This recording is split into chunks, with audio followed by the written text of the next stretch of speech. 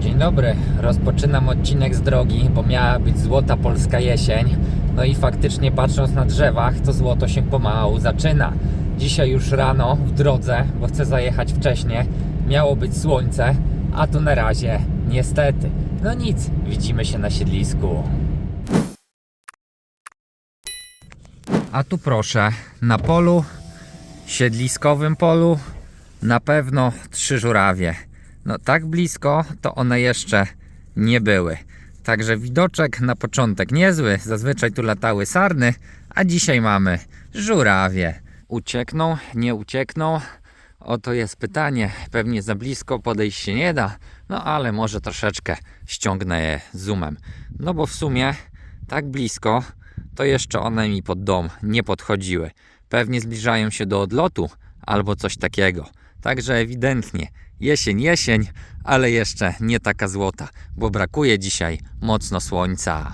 Na razie szaro-buro, smutno i ponuro, ale podobno w drugiej części dnia ma się rozpogodzić. Zobaczymy, jak to będzie. Ja pewnie zacznę od prac w budynku, no i może w pierwszej kolejności nawet ściągnąć to rusztowanie. Widać, że ta wylewka, gdzie będzie parapecik, ładnie podeschła, więc bardzo mnie to ciekawi, czy od strony tej deski jest równo, więc ściągam to prowizoryczne rusztowanie. Ono tylko się na tych kołkach trzyma, więc tu żadnej filozofii nie ma.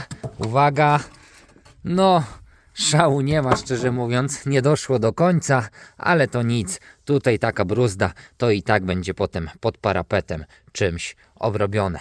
Więc no piesku, zrobiliśmy jak zrobiliśmy. Najważniejsze, że jest spadek i to, jak już mówiłem, dosyć solidny, bo myślę, że z 1,5 centymetra.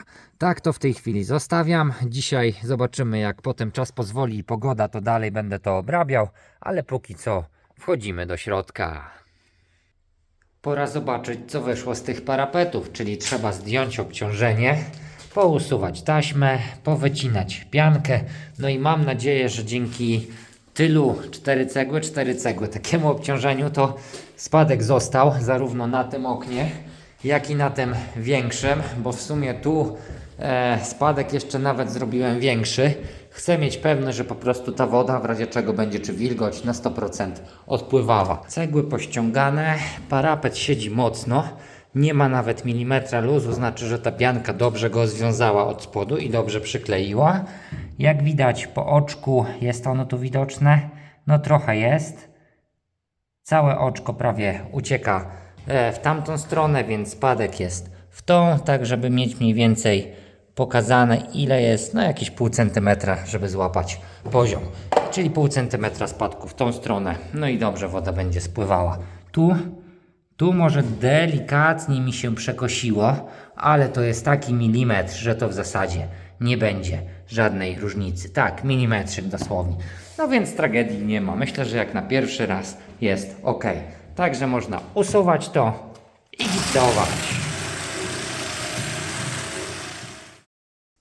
Pierwsze wiaderko, a w zasadzie to 1/3 wiaderka wyrobiona.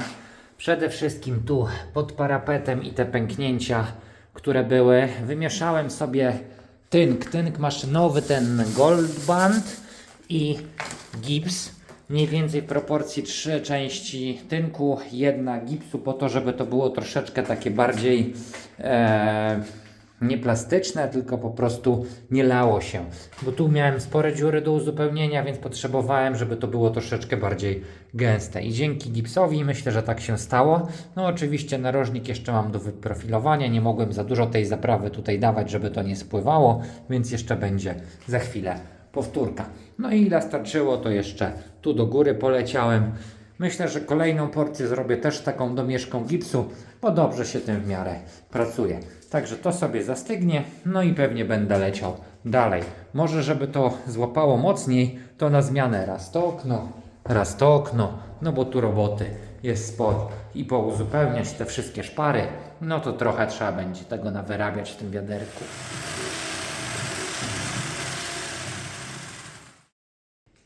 Obróbka wokół okien musi oczywiście parę godzin przyschnąć, no i pewnie dzisiaj gładzi już na to nie nałożę, ale żeby nie marnować czasu, to wymyśliłem, że tak, zakleję tą folią malarską po to, żeby mi się nie kurzyło i wezmę się dalej za podłogę.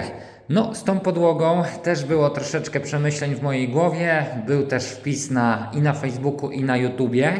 Na YouTubie w sumie było głosowanie, jaka podłoga lepsza, czy z tymi pozostałościami, przetarciami farby, czy czysta. Wygrała zdecydowanie czysta podłoga i tych głosów to aż się nie spodziewałem, że będzie aż tyle. No i w mojej głowie, jak też sobie przemyślałem temat, wygrywa zdecydowanie czysta, więc będę to robił na czyste drewno i pousuwam te wszystkie przetarcia. Po to też, żeby mi się tak mocno nie pyliło, to kupiłem jakiś czas temu w sumie elektryczny hebel i tak pomyślałem, że te nierówności, które tutaj są, nie będę szlifował na pył, tylko po prostu w pierwszej kolejności zbiorę z grubsza heblem i dopiero potem będę to szlifował na gładko. Jak patrzycie też na tą podłogę, no z bliska, no wygląda to całkiem fajnie. No i na Facebooku ktoś też zaproponował, żeby tą podłogę lekko opalić. Wtedy by pewnie wyglądała mniej więcej jak tu, może troszeczkę ciemniejsza. No i przez chwilę spodobał mi się bardzo ten pomysł. No ale finalnie, tak też jak sobie przespałem się z tym, jak to się mówi, no to stwierdzam, że jednak zostaje czysta. Jasna przestrzeń będzie powiększała optycznie, jasna podłoga będzie oczywiście powiększała optycznie tą przestrzeń, która jest dookoła. Także nie marnuję czasu, mam nadzieję, że tam za bardzo mi się nie zapyli na to mokre i ta folia przede wszystkim pył zatrzyma. No i pomału będę ruszał tu dalej. Dylemat mam ciągle z tą deską i z tymi dwoma, no ale nie wiem, zobaczymy co wyjdzie dalej. Żeby też nie wdychać tego całego pyłu ze szlifowanej podłogi, ze szlifowanych desek, to kupiłem sobie jakąś taką lepszą maskę, teoretycznie z wymiennymi filtrami. No mam nadzieję, że jak ją zaraz poskładam, to naprawdę będzie to lepsza ochrona niż ta zwykła FP2 czy jakoś tak. Myślałem, że to w zasadzie jest tylko jakiś taki wymienny wkład, a tu proszę jest jeszcze jakiś filtr w ogóle. Więc no nie wiem, czy to nie maska lakiernicza w końcu, no ale zobaczymy. Tu trzeba jakoś to dopasować, to do tego, no kombinowanie. Jak ja w ogóle wyglądam w tej masce? No jak jakiś ufoludek astronauta. No na pewno docisk jest solidny i ochrona pełnej twarzy. Jeszcze zaraz sobie mocniej pościągam tymi paskami. No i myślę, że ochrona będzie dobra. Oddychać też się w miarę da. Czapka na głowie i lecimy z tą robotą. Pierwsza próba użycia hebla za mną. No i jak widać, deska bardzo ładnie przejaśniała. Ona wystawała ponad te wszystkie deski, no dosyć sporo, więc akurat zebrałem. Potem oczywiście będzie szlifierka, tarcza ścierna i te wszystkie nierówności zbiorę. Oczywiście mi nie zależy na tym, żeby ta podłoga była idealnie gładka jak lustro, czy też perfekcyjnie, bez żadnych szczelin, tak jak tu, czy coś w tym stylu. No ja chcę ją zachować w takim trochę chaotycznym ułożeniu, no i w taki sposób, żeby to też było widać, że ta podłoga jest stara, a nie świeżo po prostu ułożona. No zobaczymy, jak to będzie wychodziło. Plus hebla jest taki, że jednak wiór jest zdecydowanie grubszy i tego pyłu aż tyle nie ma w powietrzu, więc pewnie ściągnę tym heblem jak najwięcej się da. Ustawiony mam w tej chwili na niecały milimetr grubości, więc kilkukrotnie taką deskę muszę przejechać. Takich kantów będę miał zapewne kilka, jeszcze gdzieś tu, no i gdzieś tu pewnie na tej, o właśnie tu i to wszystko będę chciał teraz sobie pozbierać. No kilka osób też sugerowało, żeby olać tą podłogę, położyć na to panele. Tak, byłoby to równo, ale na pewno tego nie zrobię. Panele tu to ostateczność. Pojawiały się też w komentarzach głosy, żeby tą podłogę zerwać, położyć świeże legary i na to świeże deski. Nie wiem, czy mi się chce bawić w to, raczej nie. Tu wycinałem kawałek tego legara i był naprawdę solidny.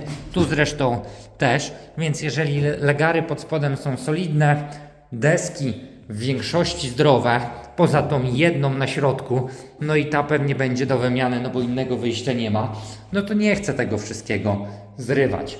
Co do maszyny cyklinującej, to też się pojawiało w komentarzu, żeby to wypożyczyć i tym przejechać. Pewnie gdyby podłoga była równa, bez takich schodków jak tu, to bym tak zrobił. No ale maszyna sobie też z taką wąską deską i z takim schodkiem przecież nie poradzi. Tam jest papier ścierny, duża tarcza, więc musiałbym tu pewnie jeździć. A tak heblem i potem szlifierką też myślę, że dam radę. No dobrze, nie ma co chyba gadać, tylko póki co trzeba lecieć z tym dalej. Nie nagrywałem już tego procesu, bo jak widać, mimo że hebel zdziera grubsze kawałki drewna, to i tak zapylenie w powietrzu jest spore i szkoda mi było telefonu.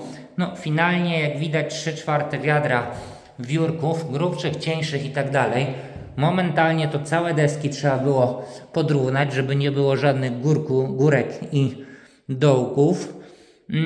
I co? No lepiej gorzej, ale te wszystkie nierówności pomiędzy są zrobione i trzeba było się omachać czasami nawet kilkanaście, kilkadziesiąt razy w jednym miejscu, żeby zdzierać dosłownie po pół milimetra albo i mniej. Gdzieś tam skala ustawiona cały czas na heblarce była poniżej milimetra, 8 w tej chwili dziesiątych, no i finalnie lepiej gorzej, ale wydaje mi się, że to się zrównało. Także teraz chwila oddechu i trzeba będzie brać szlifierkę. To jakiś spory czas później sytuacja wygląda tak. Na szlifierce złożyłem raz, dwa, trzy, cztery, pięć, 6 tych tarcz grubych lamelkowych, około 10 z papierem ściernym. No i przed chwilą wyszedłem z tego pomieszczenia. A tu jeszcze jak widać smog, więc nie wracamy tam, wrócimy za jakiś czas. Nawet tu gdzieś tam trochę tego pyłu się wydostało. No dużo, naprawdę dużo zdarłem.